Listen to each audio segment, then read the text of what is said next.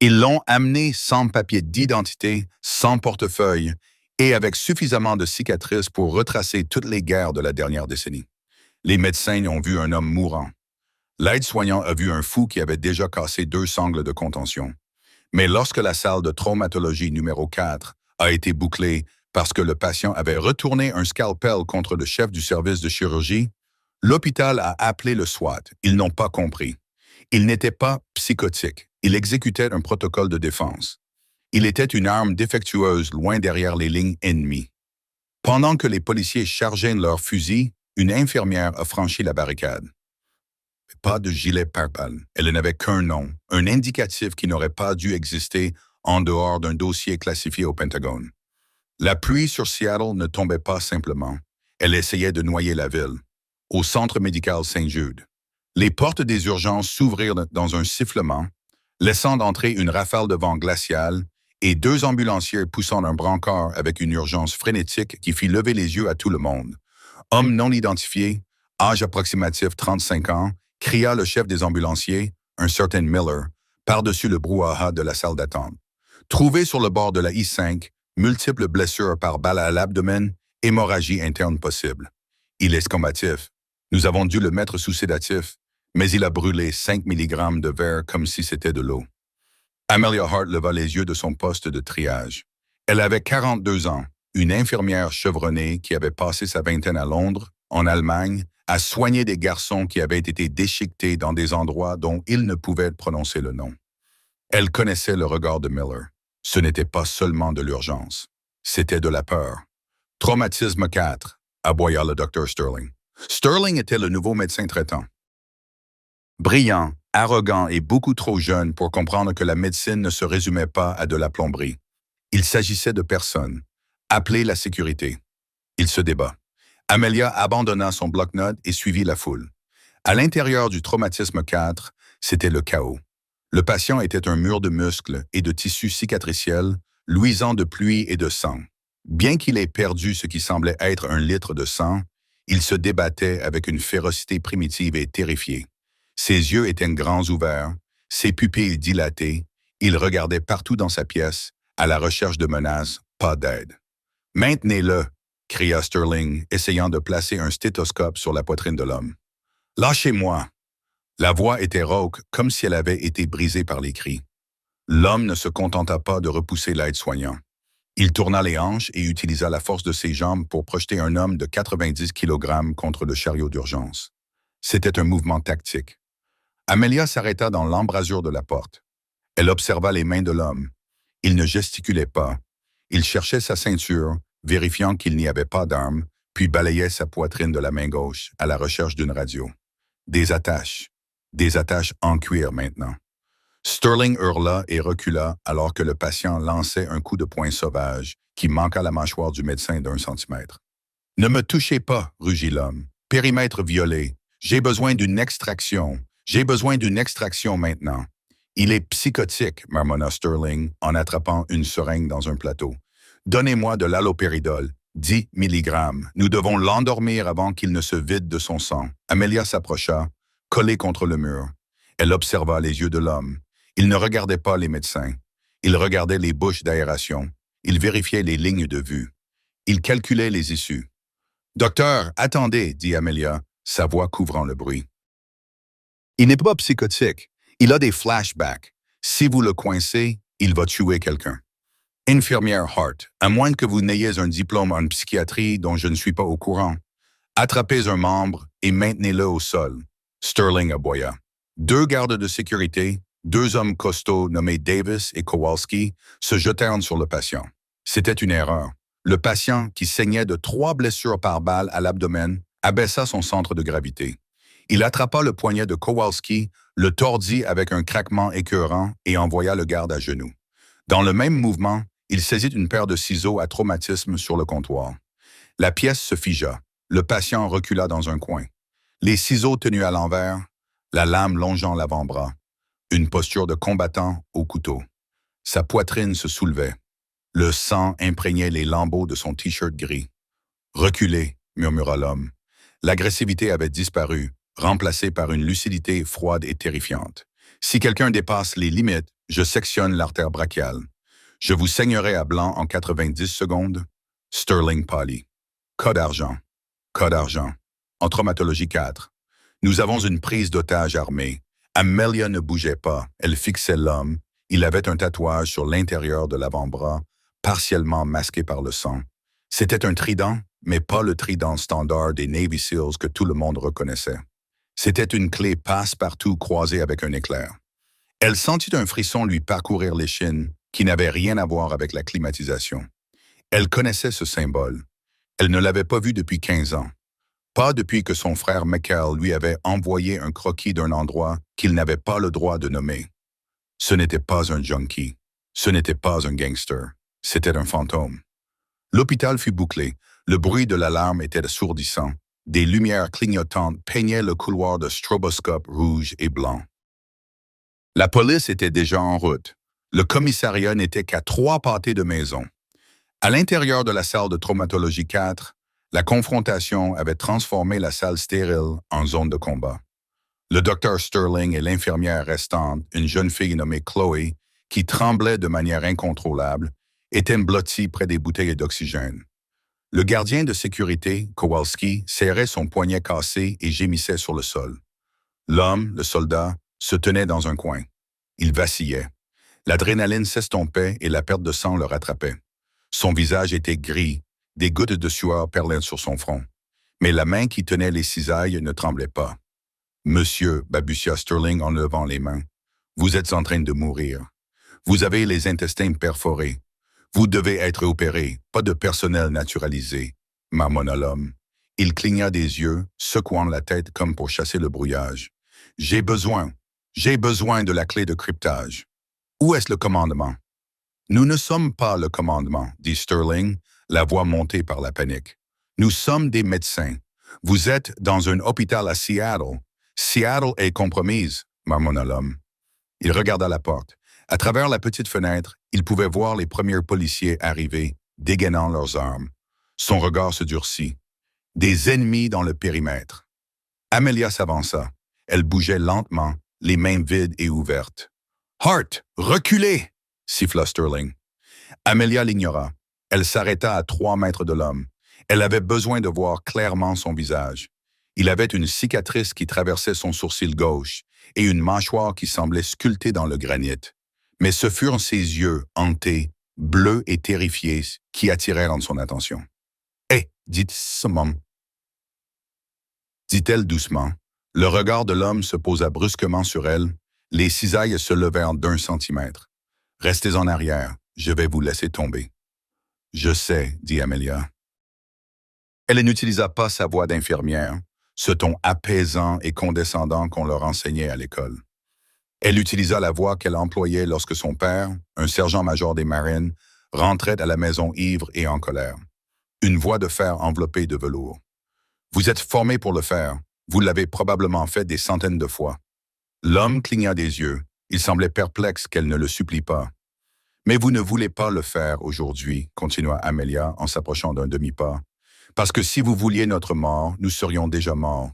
Vous attendez quelque chose. » L'homme eut le souffle coupé. Il pressa une main contre son flanc, du sang noir s'écoulant entre ses doigts. Protocole Sept Alpha. Broken Arrow. Le cœur d'Amelia s'arrêta. Broken Arrow.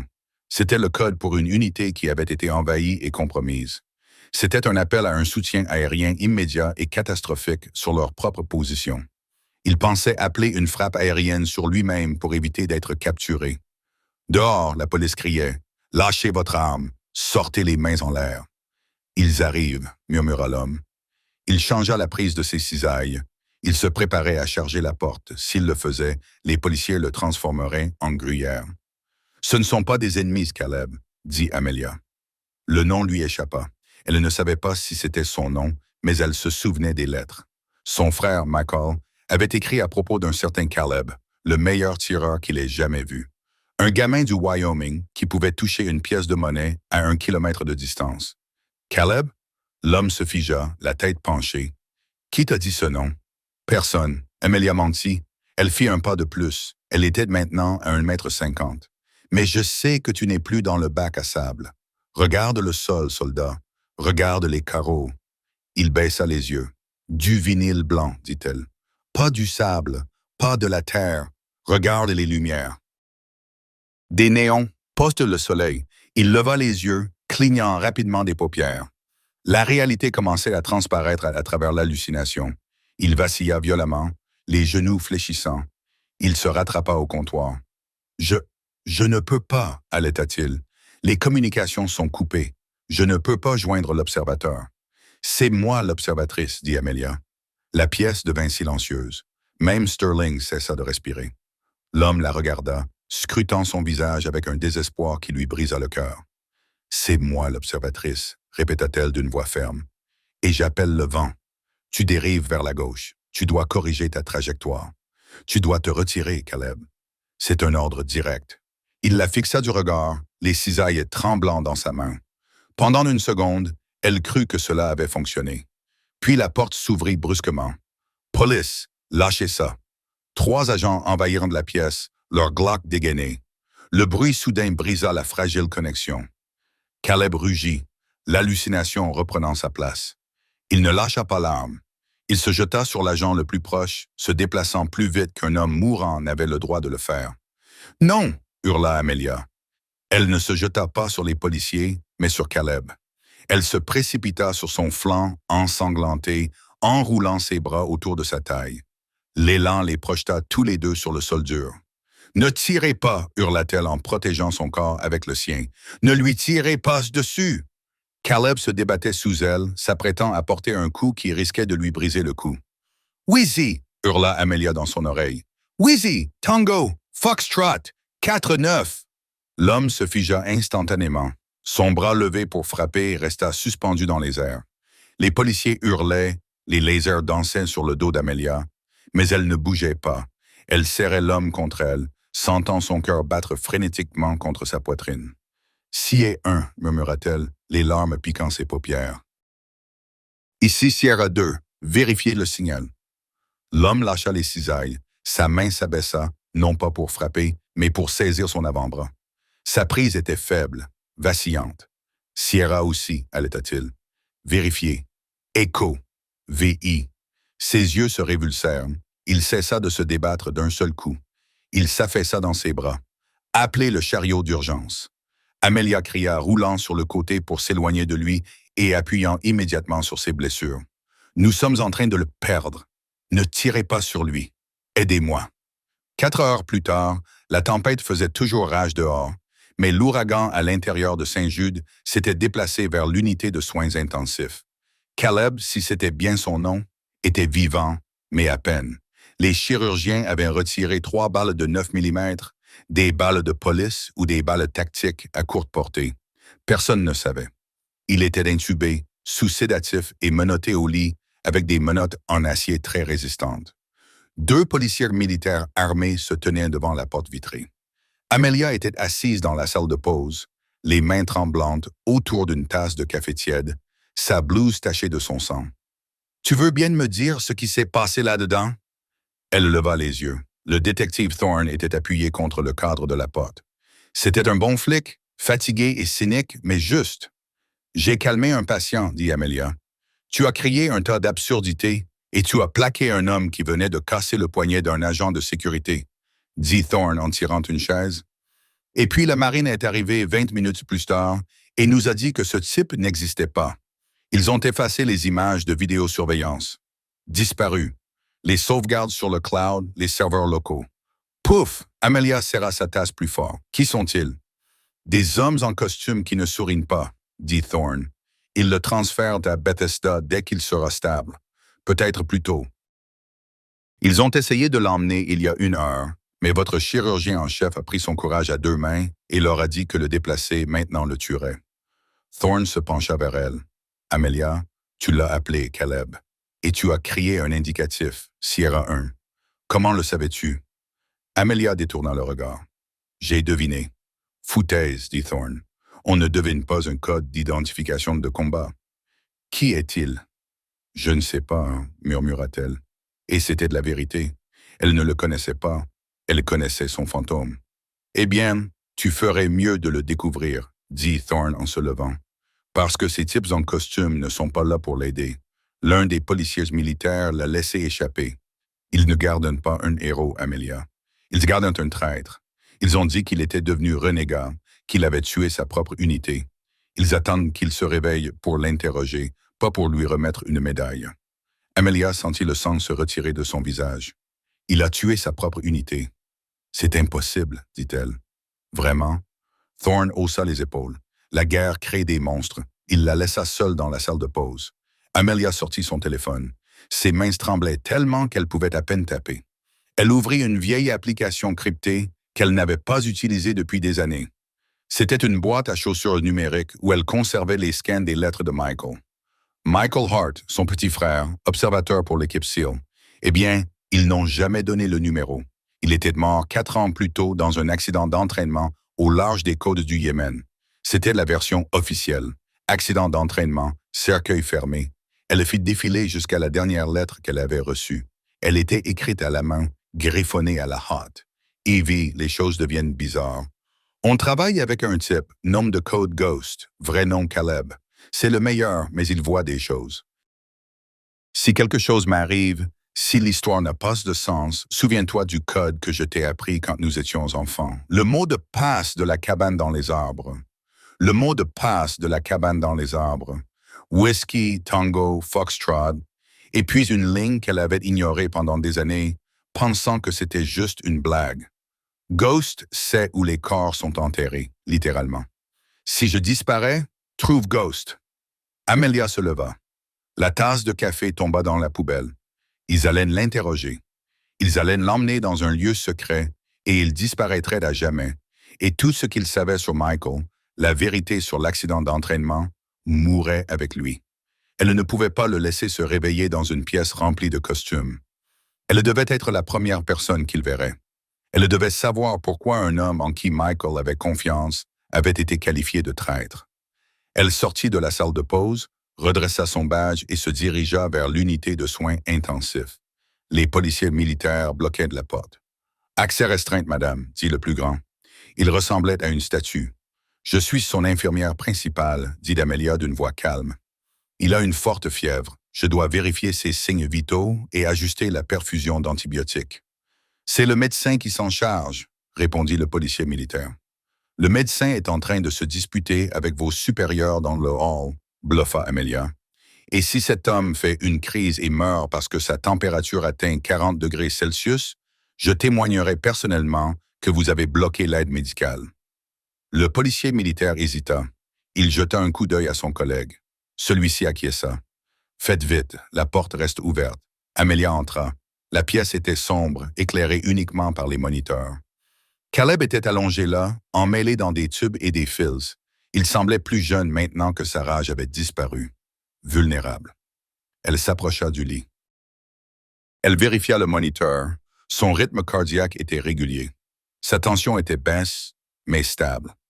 Elle se pencha vers son oreille. « Caleb, » murmura-t-elle. Aucun mouvement. Elle réessaya. « Ghost, c'est Sierra aussi. » Ses paupières papillonnèrent. Un gémissement s'échappa du tube dans sa gorge. Ses doigts se crispèrent contre les sangles. Elle regarda sa main. Les jointures étaient couvertes d'échymoses violettes. Et là, sous la saleté qu'elle n'avait pas encore nettoyée, elle vit autre chose. Il avait écrit sur sa propre peau. Cela ressemblait à de l'encre, étalée et effacée. Elle sortit un stylo-lampe de sa poche et l'éclaira sur sa paume. Ce n'était pas de l'encre. C'était une série de chiffres et de lettres gravées dans la peau avec quelque chose de tranchant. Peut-être un caillou ou un morceau de verre. 47,19 nord 122,33 est. Projet Azrael. Michael Amelia eut le souffle coupé et porta la main à sa bouche. Elle fixa le nom gravé dans la chair vivante de sa main. Michael. Il n'avait pas tué son frère. Il portait le nom de son frère comme une relique sacrée. Soudain, Caleb ouvrit les yeux. Ils n'étaient plus troubles. Ils étaient clairs, intenses et fixés sur elle. Il ne pouvait pas parler à cause du tube, mais il tira violemment sur son poignet gauche. Il essayait de lui montrer quelque chose. Amelia regarda le moniteur. Son rythme cardiaque était en train de monter en flèche. L'alarme allait bientôt se déclencher. « Chut, calme-toi, » murmura-t-elle. « Je le vois. Je vois le nom. » Il secoua frénétiquement la tête. Il pointa son menton vers la poche de perfusion suspendue au-dessus de lui. Amelia leva les yeux. La poche était étiquetée « Mélange standard de solutions salines et d'antibiotiques ». Mais Caleb la fixait avec terreur. Il mima un étouffement. Amelia regarda de plus près la perfusion. Il y avait un petit port d'injection près du cathéter. Une minuscule marque de ponction, presque invisible, était visible sur le plastique du tube, toute récente. Quelqu'un avait injecté quelque chose dans la perfusion après qu'elle ait été suspendue. Elle suivit le tube jusqu'à la pompe. Le liquide qui circulait dans le tube n'était pas clair. Il avait un léger tourbillon laiteux, du chlorure de potassium. À forte dose, cela provoque un arrêt cardiaque. Cela ressemble à une crise cardiaque, impossible à détecter si on ne cherche pas. Quelqu'un n'attendait pas l'interrogatoire. Ils essayaient de l'assassiner ici même, dans l'unité de soins intensifs. Le moniteur cardiaque se mit à biper plus rapidement. 140, 150. « Hé !» cria le policier militaire depuis la porte. « Qu'avez-vous fait ?» Amelia ne réfléchit pas. Elle arracha la perfusion du bras de Caleb. Du sang gicla sur les draps. « Il est en arrêt cardiaque !» a-t-elle crié en se retournant pour empêcher le policier militaire de voir la poche sabotée. « Apportez le chariot d'urgence. Appelez les secours. » Alors que le policier militaire se retournait pour crier dans le couloir, Amelia a attrapé la poche iffée sabotée, l'a glissée sous sa blouse et a pris une poche neuve sur l'étagère, la fixant en quelques secondes. Elle se pencha vers Caleb, dont les yeux étaient écarquillés de panique. « Ils sont là, » murmura-t-elle. « Mais moi aussi. Reste en vie, fantôme. Tu m'entends? Reste en vie. » Le chaos régnait dans l'unité de soins intensifs. Les alarmes du moniteur de Caleb hurlaient une ligne plate. Non pas parce que son cœur s'était arrêté, mais parce qu'Amelia avait déconnecté les électrodes dans un mouvement rapide. « Code bleu, je vous vois. Lead 3. » L'interphone retentit. Amelia savait qu'elle avait moins de 90 secondes avant l'arrivée de l'équipe d'urgence. Les policiers militaires criaient dans leur radio, distraits par l'urgence médicale soudaine. C'étaient des soldats, pas des médecins. Ils s'éloignèrent de ce qu'ils percevaient comme la mort, donnant à Amelia le répit chaotique dont elle avait besoin. Elle ne commença pas la réanimation cardio-pulmonaire. Au lieu de cela, elle attrapa un laryngoscope et coupa le ruban adhésif qui maintenait le tube respiratoire de Caleb. « Réveille-toi », siffla-t-elle en retirant le tube dans un glissement humide et écœurant. Caleb eut un haut le cœur et son corps se cambra sur le matelas. Une violente quinte de toux secoua sa poitrine, projetant une fine brume de sang. Il aspira une bouffée d'air vif, les yeux hagards et dans le vague. « Silence !» ordonna Amelia en lui couvrant la bouche de sa main. « Si tu fais du bruit, on est tous les deux morts. Tu peux marcher? » Caleb acquiesça faiblement. Il balança ses jambes sur le côté du lit, sa blouse d'hôpital trempée de sueur. Il était gris, tremblant, et ne fonctionnait que grâce à l'adrénaline et au souvenir de son entraînement.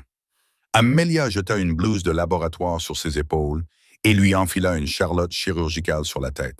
« Appuie-toi sur moi.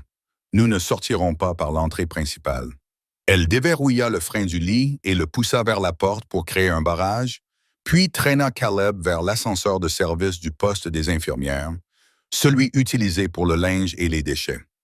Alors que les portes de l'ascenseur se refermaient, elle vit le docteur Sterling courir dans le couloir, un chariot d'urgence à la main, suivi de deux hommes en costume sombre qui n'étaient certainement pas des administrateurs de l'hôpital. L'un d'eux avait la main dans sa veste. L'ascenseur descendit. Caleb s'affaissa contre la paroi métallique et glissa jusqu'à toucher le sol. « Point d'extraction », murmura-t-il d'une voix rauque, semblable à du verre brisé. « Le quai de chargement », répondit Amelia en vérifiant son pouls. C'était risqué. « Ma voiture est dans le parking des employés. Une Honda beige. Ce n'est pas une Black Hawk, mais ça fera l'affaire. Ils auront sécurisé le périmètre, marmonna Caleb en fermant les yeux. Confinement standard. Ils vérifieront chaque véhicule. « Ils ne vérifieront pas les morts, » dit Amelia d'un ton sinistre. L'ascenseur sonna au niveau du sous-sol. Morgue et pathologie. Amelia souleva Caleb. Le couloir était glacial et sentait le formaldéhyde et la cire à parquet. Elle ne le conduisit pas vers la sortie, mais dans la salle de préparation de la pathologie. « Montez sur le brancard, » ordonna-t-elle. « Quoi? Montez! Tirez le drap! Vous êtes un inconnu qui n'a pas survécu. » Caleb hésita puis comprit. Il grimpa sur le plateau en acier inoxydable. Il était glacé. Amelia jeta un drap blanc sur lui couvrant le visage. Elle poussa le brancard vers les portes du quai de chargement où les fourgons des pompes funèbres attendaient généralement. Un agent de sécurité était assis près de la porte roulante, un bloc-notes sur les genoux. Ce n'était pas Jerry, le vieil homme qui travaillait habituellement la nuit. C'était un nouveau, au cou épais et à l'air alerte. Le cœur d'Amelia battait à tout rompre. Elle poussa le brancard avec autorité. « Attendez, dit l'agent en se levant. Où l'emmenez-vous? Aucune sortie n'est autorisée pendant le confinement. » Amelia ne ralentit pas. Elle arrêta le brancard à quelques centimètres de ses tibias. Elle baissa son masque, révélant un visage marqué par l'épuisement et la rage. « Ce n'est pas une sortie, génie. C'est un transfert vers la chambre froide supplémentaire, car le congélateur principal est encore en panne. Vous voulez sentir l'odeur d'un cadavre qui flotte depuis 3 jours? Je vous en prie, vérifiez-le. » Elle attrapa le coin du drap. Le gardien plissa le nez et recula. L'odeur de sang et de maladie qui émanait de Caleb était bien réelle. « Va-t'en. » Le gardien lui fit signe de partir, ne voulant pas s'occuper de la paperasse ou de l'odeur. Amelia poussa le brancard sur le béton détrempé par la pluie du quai de chargement. La tempête faisait toujours rage. La pluie lui fouettait le visage. Kay cachait ses larmes. Elle scruta le parking. Sa voiture était à 50 mètres. « C'est bon, » murmura-t-elle. Caleb s'assit, le drap tombant comme un linceul. Il ressemblait à un cadavre qui avait décidé de marcher. Ils arrivèrent à la Honda. Amelia le poussa sur le siège passager et inclina le dossier à fond. Elle jeta une couverture sur lui juste au moment où un SUV noir déboulait au coin de l'hôpital. Des projecteurs balayaient le parking. Elle démarra le moteur. Il toussa, puis démarra. Elle roula lentement, douloureusement lentement, vers la barrière de sortie. La barrière était baissée. Un policier lui braqua une lampe torche dans le visage. « Vos papiers » exigea-t-il. Amelia lui tendit son badge de l'hôpital. Ses mains étaient fermes. Elle était infirmière. Elle tenait la main des gens pendant qu'ils mouraient. Elle pouvait gérer un flic. « Dur service ?» demanda le policier en braquant sa lampe sur la banquette arrière. « J'ai perdu un patient » répondit Amelia, la voix brisée. Ce n'était pas du cinéma. Un jeune homme, il n'avait pas à mourir. Le policier s'adoucit. Il ne braqua pas sa lampe sur la pile de couverture sur le siège passager.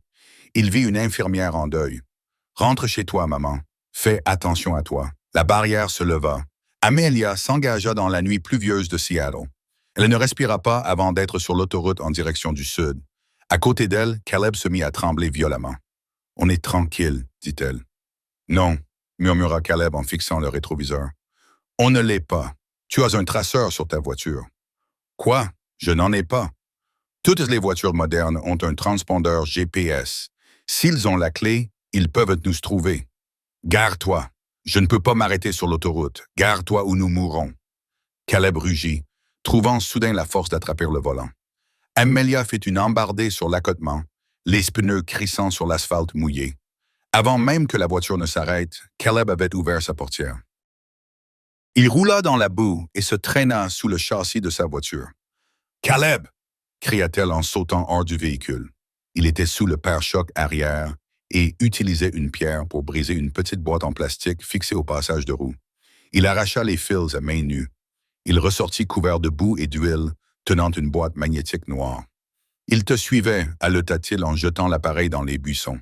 « Depuis que tu as quitté l'hôpital, ils nous ont laissé partir. Ils voulaient voir où nous allions nous enfuir. » Amelia fixait l'appareil dans l'herbe. Les hommes en costume ne les avaient pas manqués. Ils les traquaient. Ils abandonnèrent la voiture 5 kilomètres plus loin dans le parking d'un centre commercial et volèrent une camionnette rouillée dont les clés étaient sur le contact. Un coup de chance. Ou peut-être simplement des habitants de Seattle négligents. Amelia conduisait. Ils ne se dirigèrent pas vers son appartement, mais vers le seul endroit qu'elle connaissait, qui était hors réseau. La vieille cabane de pêche de son grand-père sur les rives de la rivière Skagit, à 2 heures au nord. L'aube était levée lorsqu'ils arrivèrent. La cabane était glaciale et sentait les aiguilles de pain et la poussière. Amelia aida Caleb à entrer et le déposa sur le canapé moisi. Elle se mit au travail. Elle n'avait pas tout le matériel d'une salle d'urgence, mais elle avait le sac d'urgence qu'elle gardait dans son coffre, une habitude héritée de sa mère, adepte du survivalisme. Suture, antibiotiques, lidocaïne, solution saline. Elle nettoya ses blessures. Les impacts de balles étaient rouges et enflammés, mais la chirurgie avait tenu bon. Le vrai problème était le poison. Buvez ça, dit-elle en lui tendant un mélange de comprimés de charbon et d'eau. Ça aidera à neutraliser les toxines qui restent dans votre estomac. Caleb but, les mains tremblantes. Il la regarda, ses yeux bleus enfin clairs. Pourquoi demanda-t-il. Pourquoi? Quoi? Pourquoi avez-vous risqué votre vie pour moi? Vous avez vu le dossier. Je suis un traître. Amelia s'assit sur ses talons. Elle sortit de sa poche la copie scannée de la lettre de Michael qu'elle avait toujours sur elle. Elle la lui tendit. Caleb prit le papier. Il lut les mots. Whiskey Tango, Foxtrot. Il lut la ligne sur le fantôme. Il ferma les yeux et une larme solitaire coula sur son visage couvert de crasse. « Michael, murmura-t-il, ta sœur de cœur. Dis-moi, dit Amelia d'une voix dure. Dis-moi comment il est mort. » Caleb secoua la tête. Il n'est pas mort dans un accident d'entraînement. Amelia, nous étions au Yémen, hors des registres. Opération Azraël. Azraël, Amelia répéta. L'ange de la mort. Ce n'était pas une guerre, dit Caleb en fixant le feu qu'Amelia avait allumé. C'était une liquidation. Nous avions été envoyés pour éliminer une cellule terroriste. Mais quand nous sommes arrivés, ce n'était pas une cellule. Oh, c'était une école. Une école technique pour filles. Amelia se couvrit la bouche. La cible était une fille de 14 ans, continua Caleb, d'une voix dénuée d'émotion, ce qui rendait les choses encore pires. Elle avait écrit un code, un logiciel de cryptage que la NSA ne pouvait pas déchiffrer. Ils ne voulaient pas du code. Ils voulaient s'assurer que personne d'autre ne le récupère. L'ordre est tombé. Effacez toute trace, pas de témoins. Et tu as refusé, dit Amelia. Michael a refusé le premier. Caleb a dit qu'il avait coupé les communications. Il s'est placé devant la porte. Il a dit au capitaine Keller d'aller au diable. Keller, c'est lui qui dirige l'opération. Il a tiré sur Michael à la poitrine. Amelia sentit le monde basculer. Elle s'agrippa au bord de la table. Il lui a tiré dessus. 2 balles dans le gilet par balle, dit rapidement Caleb. Ça l'a fait tomber. J'ai lancé une grenade aveuglante. J'ai attrapé Michael et nous avons couru. Nous avons été séparés dans la zone d'extraction. J'ai reçu 3 balles dans le dos. Je suis tombé dans un ravin. Le temps que je rampe pour en sortir, le village était en feu. Michael avait disparu. Alors, il est mort, a murmuré Amelia. L'espoir s'éteignait dans sa poitrine. C'est ce que je pensais, a dit Caleb. Il a levé la main, montrant la gravure sur sa paume. Il y a 3 jours, j'étais dans une cellule en Allemagne, en attente de transfert. Un gardien m'a glissé un mot. Il y avait ses coordonnées et un message. La cabane dans les arbres est toujours là. Caleb la regarda intensément. Seul Michael connaissait le code de la cabane. Il est vivant, Amelia. Il se cache. Il a la fille et il attend d'être extrait. 47,1922,33W. Amelia récita les chiffres qu'il lui avait donnés. C'est ici, à Washington. C'est le chantier naval de Puget Sound, dit Caleb. Plus précisément, les cales sèches désaffectées. C'est un cimetière pour vieux navires. L'endroit idéal pour se cacher. Alors, nous y allons, dit Amelia en se levant. Non, dit Caleb en essayant de se lever sans y parvenir. J'y vais. Tu restes ici. Keller sait que tu es impliqué maintenant. Il va envoyer les nettoyeurs. Tu ne peux même pas marcher. Amelia cria. Tu penses que tu vas infiltrer une base navale, trouver mon frère et échapper à une équipe de tueurs alors que tes entrailles sont maintenues ensemble par de la superglue et des pointes de suture. Je suis un Navy SEAL, grogna Caleb. Je suis opérationnel. Tu es un patient, lui répondit Amelia en criant. Et moi, je suis infirmière. Et en ce moment, je suis la seule raison pour laquelle tu respires. On y va ensemble ou tu n'y vas pas du tout. Elle attrapa un fusil rouillé sur le support au-dessus de la cheminée. Elle ouvrit la culasse et vérifia les cartouches. « Je sais tirer, dit-elle. Papa m'a appris. » Caleb la regarda.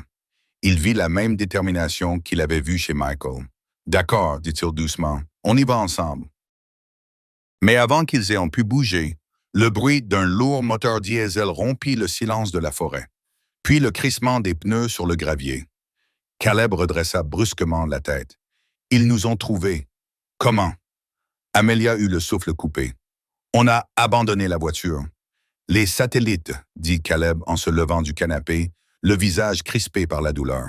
L'imagerie thermique. Ils balayent toute la zone à la recherche de 2 signatures thermiques au milieu de nulle part. Baisse-toi. La vitre avant vola en éclats lorsqu'une grenade flashbang traversa le verre. L'explosion fut assourdissante. Une lumière blanche brûla les rétines d'Amelia et l'onde de choc la projeta contre le mur du fond. Ses oreilles bourdonnaient, un sifflement aigu qui couvrait tous les autres sons. Elle ne voyait plus rien. Elle ne sentait que la chaleur du feu où la grenade avait enflammé le tapis. Une main l'attrapa par le col. Caleb. Il la traîna sur le sol en restant baissé. Des balles commencèrent à transpercer les murs en bois de la cabane, projetant des éclats comme des éclats d'obus. Thac, thwack, thwack. Des fusils à canon court, des pros. La cuisine, cri de Caleb, dont la voix semblait sous-marine à ses oreilles endommagées. Ils rampèrent jusqu'à la cuisine. Caleb renversa la lourde table en chêne, créant une barricade. Il tenait le fusil dans sa main. 2 tireurs à l'avant, un à l'arrière, analysa instantanément Caleb. Il n'était plus le patient mourant. Il était le faucheur. Amelia, la bonbonne de propane, cria-t-il. Quoi? La cuisinière. Allume le gain. Tous les brûleurs. Amelia se précipita vers la cuisinière. Elle tourna les boutons. Le sifflement du gaz emplit la petite pièce. La fenêtre. Caleb désigna la petite fenêtre au-dessus de l'évier. Vas-y. Il la souleva. Elle tomba dans l'herbe humide du jardin. Il faisait sombre, la pluie continuait de tomber. Caleb sauta à sa suite et atterrit lourdement. Il gémit en se tenant le côté. Du sang frais suintait à travers ses bandages. « Cours vers les arbres », ordonna-t-il. Ils se précipitèrent vers la forêt dense située à 50 mètres. Derrière eux, 3 silhouettes vêtues d'équipements tactiques noirs enfoncèrent la porte d'entrée de la cabane. « C'est clair à gauche, c'est clair à droite !» cria une voix. Caleb s'arrêta à la lisière des arbres.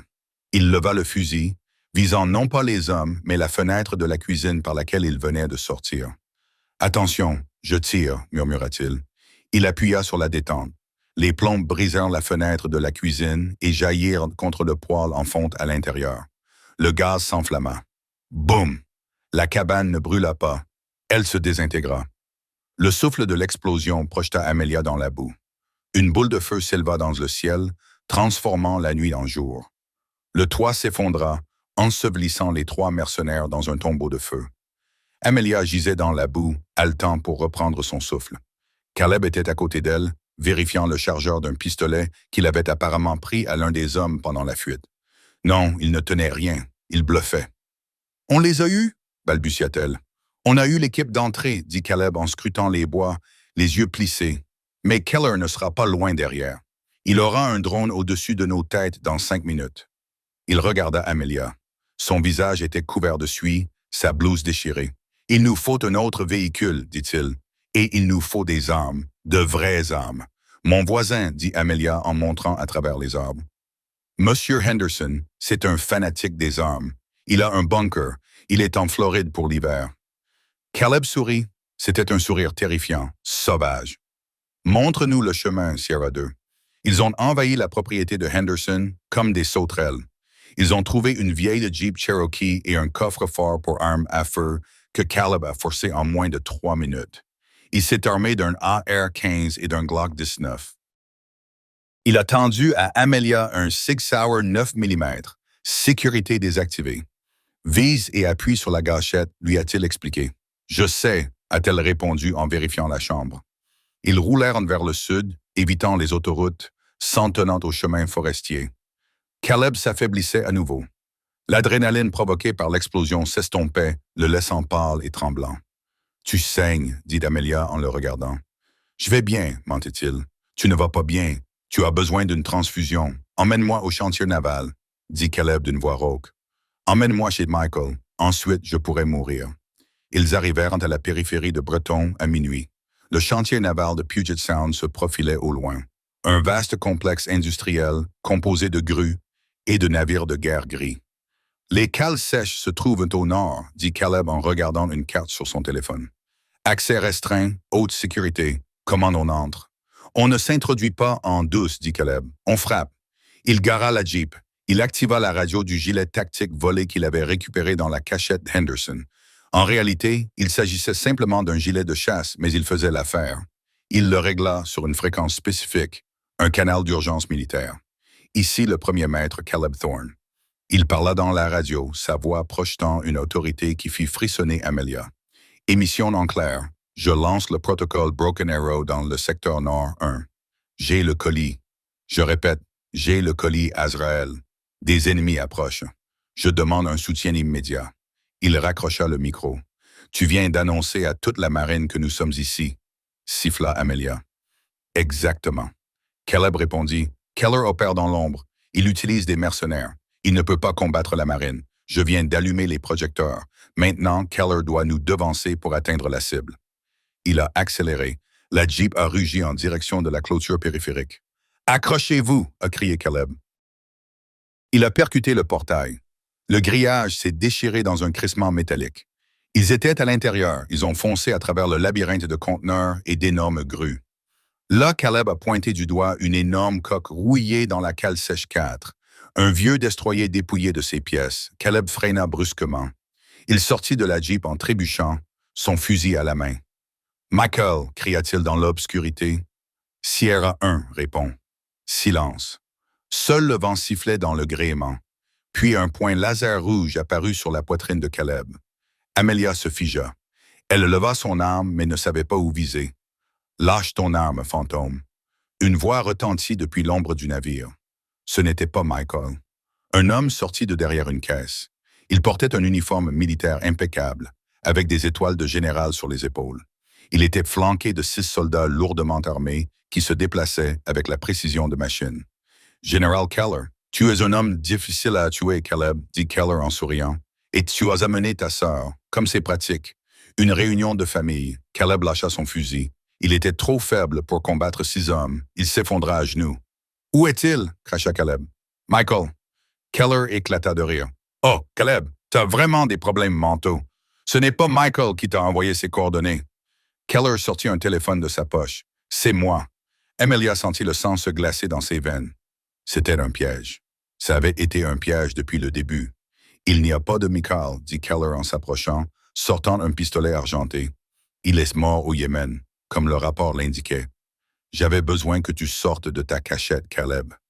J'avais besoin que tu m'apportes le disque crypté que tu as volé. Et regarde, tu me l'as apporté. » Il pointa le pistolet sur la tête de Caleb. « Au revoir, soldat. » Clic. Le bruit d'un chien frappant une goupille, mais pas de détonation. Keller fronça les sourcils en regardant son arme. Crac! Un coup de feu retentit. Mais il ne venait pas de Keller.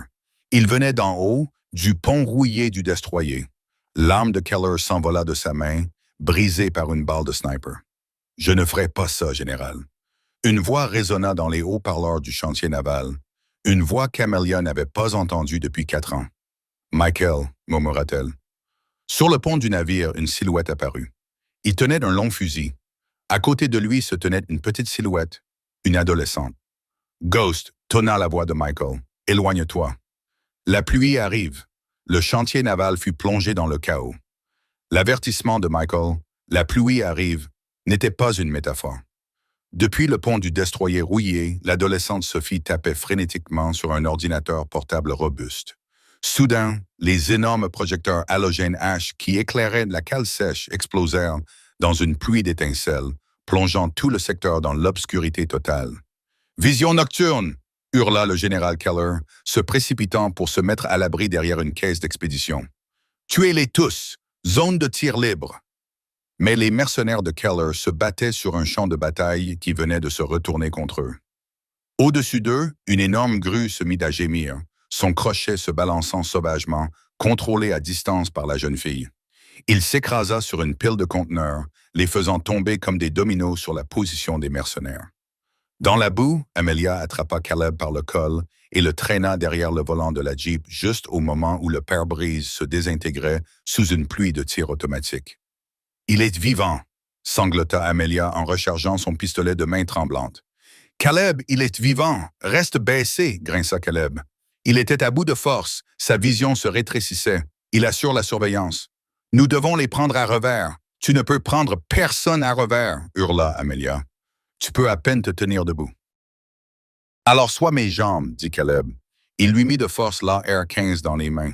Je vais attirer leur feu. Tu couvres le côté gauche. Ne les laisse pas nous encercler. Non, refusa Amelia. Nous restons ensemble. Dans l'obscurité de la coque du navire, le craquement du fusil de sniper de Michael retentit à nouveau. Bang! Un mercenaire tomba. Bang! Un autre tomba. Michael les éliminait à l'aide de la seule lueur de son canon. Keller, réalisant que son équipe était en train d'être démantelée par un fantôme, paniqua. Il abandonna ses hommes et sprinta vers la Jeep, son arme de secours, une mitraillette, levée. Il n'essayait pas de s'échapper. Il essayait de tuer les témoins. « Meurs, sale traître !» hurla Keller en tirant des rafales de balles sur la Jeep. Les balles transpercèrent la porte métallique. Caleb se jeta sur Amelia, recevant un éclat d'obus dans l'épaule. Il gémit, ses forces l'abandonnant enfin. Keller contourna le capot de la Jeep, le canon de son armée pointé vers la tête de Caleb. Le général souriait, les yeux écarquillés de folie. « C'est fini, fantôme. » Amelia était coincée sous le poids de Caleb. Elle ne pouvait pas lever son arme. Michael ne pouvait pas tirer. L'angle était bloqué par le véhicule. Keller appuya sur la gâchette. Clic. L'arme s'enraya, un dysfonctionnement du canon. Pendant une fraction de seconde, il y eut un silence. Keller regarda l'arme avec incrédulité. Cette seconde était tout ce dont Amelia avait besoin. Elle n'essaya pas de lui tirer dessus. Elle n'avait pas l'angle nécessaire. Au lieu de cela, elle fouilla dans sa poche et en sortit la seule arme qui lui restait, le pistolet lance-fusée qu'elle avait pris dans le kit du bateau dans le garage de Henderson. Elle enfonça le canon dans l'espace entre la portière de la voiture et le cadre, visa directement la poitrine de Keller et appuya sur la gâchette. La fusée au magnésium frappa Keller dans son gilet tactique. Elle ne le transperça pas, mais s'enflamma instantanément, brûlant à 3000 degrés Celsius. Keller hurla, lâcha son arme et se gratta la poitrine en feu. La lumière rouge aveuglante l'illuminait comme un démon dans l'obscurité. « Cible marquée !» rugit Caleb, rassemblant le peu de voix qui lui restait. « Sierra 1, envoie-le. » Sur le navire, Michael vit la fusée rouge. Il n'hésita pas. Boum! La balle de gros calibre du fusil de sniper déchira la nuit. Elle frappa Keller en plein cœur, mettant fin à son cri instantanément. Le général s'effondra dans la boue, la fusée éclairante continuant de crépiter sur sa poitrine. Le silence s'abattit sur le chantier naval. Les mercenaires, voyant leur chef mort et face à un sniper invisible, jetèrent leurs armes. Cessez le feu. La voix de Michael retentit dans les haut-parleurs. Sécuriser la zone. Amelia repoussa Caleb. Il était inconscient, sa respiration était faible. Caleb, cria-t-elle en appuyant ses mains sur son cou. Un pool faible, mais présent. Elle leva les yeux vers le navire. Une échelle de corde se déroula depuis le pont. Une silhouette glissa le long de la corde, se déplaçant avec la grâce d'un homme qui avait passé sa vie dans l'ombre. Il toucha le sol et courut vers eux. Il retira son masque. C'était Michael. Il avait vieilli, il était marqué par les cicatrices et son regard était dur. Mais c'était bien lui. Il tomba à genoux dans la boue. Il n'embrassa pas Amelia. Pas encore. Il se précipita vers Caleb et posa ses mains expertes sur ses blessures. « Il est en état d'hypothermie, » dit Michael d'une voix rauque. « Il faut l'évacuer immédiatement. »« La marine arrive, » dit Amelia, les larmes coulant sur son visage, mêlées à la pluie. Caleb les a appelés. Broken Arrow. Michael la regarda, puis la regarda vraiment. Il tendit la main et lui toucha le visage avec sa main gantée. « Tu l'as sauvé, Evie, » murmura-t-il. « Tu nous as tous sauvés. » Des sirènes retentirent au loin. Des lumières bleues clignotaient sur les coques grises des navires. La cavalerie était arrivée. 3 semaines plus tard, le soleil brillait sur la terrasse du Centre de rééducation des vétérans de San Diego. Il s'agissait d'un établissement privé financé par des donateurs anonymes qui ressemblaient fortement à la communauté du renseignement, essayant de s'excuser pour une énorme bourde. Amelia était assise à une petite table, 2 cafés devant elle. La porte s'ouvrit et un homme sortit. Il utilisait une canne et se déplaçait avec raideur, mais il marchait. Il portait des vêtements civils, un jean et un T-shirt qui révélaient les cicatrices en voie de guérison sur ses bras. « Caleb », dit-il en s'asseyant en face d'elle, grimaçant légèrement tandis qu'il ajustait sa jambe. « Ils me disent que je suis à la retraite », dit Caleb en prenant une gorgée de café. Une libération honorable, tous les avantages sociaux et un accord de confidentialité aussi épais qu'un annuaire téléphonique. Et le général Keller Melia a demandé à ce qu'il soit rétroactivement déchu de son grade, dit Caleb. La version officielle parle d'un accident lors d'un entraînement, mais les données contenues dans ce disque ont été transmises aux bonnes personnes. Le projet Azrael est abandonné. Les filles de cette école au Yémen ont été relogées. Elles sont en sécurité. Amelia acquiesça. Et Sophie. Le MIT lui a accordé une bourse complète. Caleb sourit sous un nouveau nom, bien sûr. Elle se plaint que les cours d'informatique sont trop faciles. Ils restèrent assis en silence pendant un moment, écoutant l'océan. « Et Michael ?» demanda Amelia doucement. Caleb regarda l'eau. « Michael est compliqué. Il ne peut pas revenir, Evie. Pas vraiment. Il est officiellement mort, mais il est là-bas. Il travaille pour une unité différente maintenant.